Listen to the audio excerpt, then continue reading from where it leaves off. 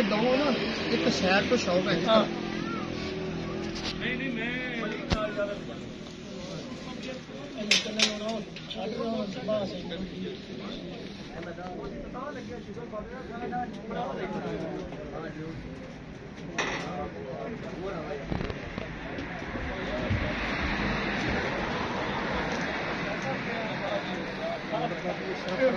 इस कबूतर का शौक करवाओ जी, इहदी अख करवाओ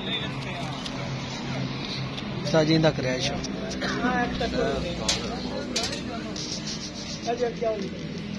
इधरों ना जी ठीक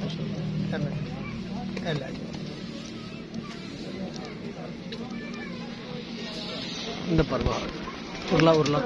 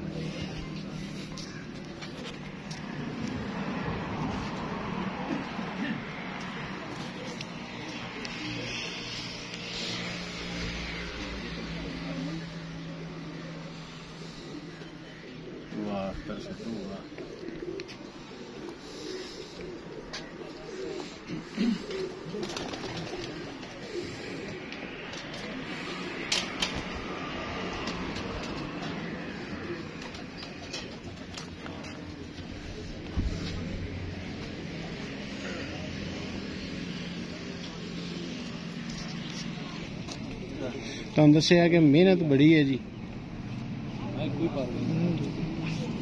फर्क हुंदा बॉडी स्ट्रक्चर सारा एक ही आ रहा है। इहदी अख करवाओ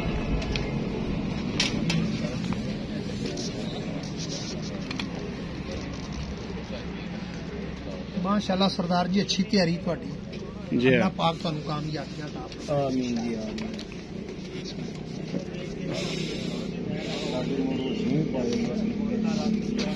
वीडियो बनाना पर रोशनी बाद चो पवा लिया अच्छा